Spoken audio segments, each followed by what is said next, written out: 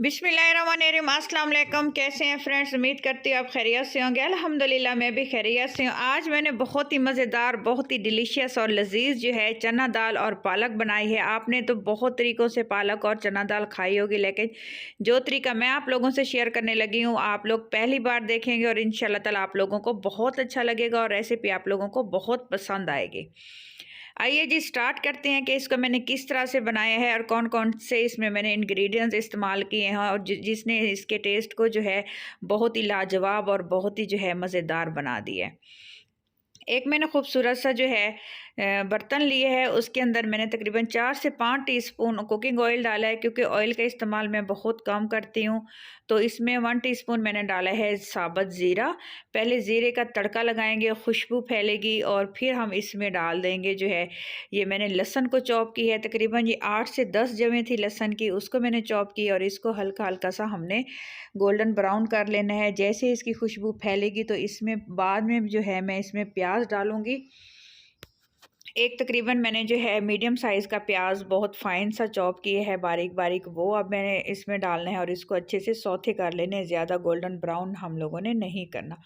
साथ ही इसमें मैंने हस्बे ज़रूरत तकरीबन हाफ़ टी स्पून नमक डाला है, हाफ़ टी स्पून कुटी हुई लाल मिर्च डाली है, हाफ़ टी स्पून इसमें डाला है मैंने ज़ीरा पाउडर, हल्की सी मैंने 2 चुटकी के बराबर हल्दी पाउडर और हाफ़ टी स्पून सूखा धनिया पाउडर डाला है। क्योंकि बहुत ही कम क्वांटिटी में बना रही हूँ तो उसके मुताबिक मैंने ये मसाले यूज़ किए हैं और क्वांटिटी भी मैं आपको बताती हूँ कि मैंने चना दाल और पालक कितने इस्तेमाल किए।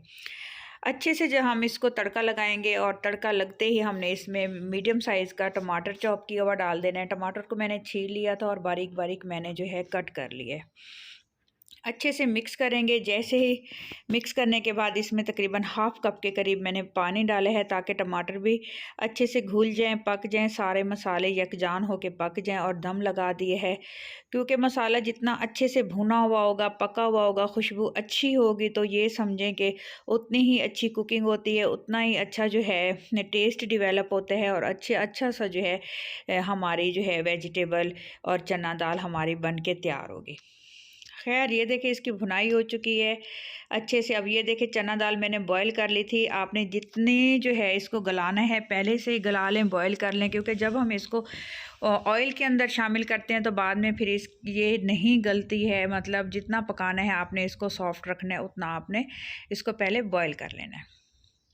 अच्छे से इसको मिक्स करेंगे। ये देखें जैसे ही ऑयल ऊपर आ जाए, पानी खुश्क हो जाए और अच्छे से इसकी भुनाई हो जाए, कच्चापन जो इसमें एक कच्चा सा जायका होता है टेस्ट, वो ख़त्म करना है हमने। अच्छा सा भुनाई वाला टेस्ट लेके आना है। जैसे ही ये भुनाई इसकी हो जाए, ये देखिए कुकिंग ऑयल ऊपर आ जाए, तो हम अब क्या करेंगे, पालक को मैंने जो है अच्छे से जो है बॉईल कर लिया था और पानी मैंने इसका ड्रेन कर दिया था। तो इसमें फिर ये पालक मैंने शामिल कर दी है। बाज़ औक़ात लोग क्या करते हैं, जो पालक वाला पानी होता है वो साथ ही शामिल कर देते हैं, तो उससे जो हम फिर जैसे चना दाल डाली हुई है तो उससे क्या होता है कि उसका कलर फिर ग्रीन ग्रीन होना शुरू हो जाता है। तो खैर मैंने इसलिए इसका पानी ड्रेन कर दिया था। तो ये देखें इसको डालने के बाद तकरीबन 3 से 4 मिनट अच्छे से मैंने एक भुनाई लगाई है, अच्छे से इसको कुक की है।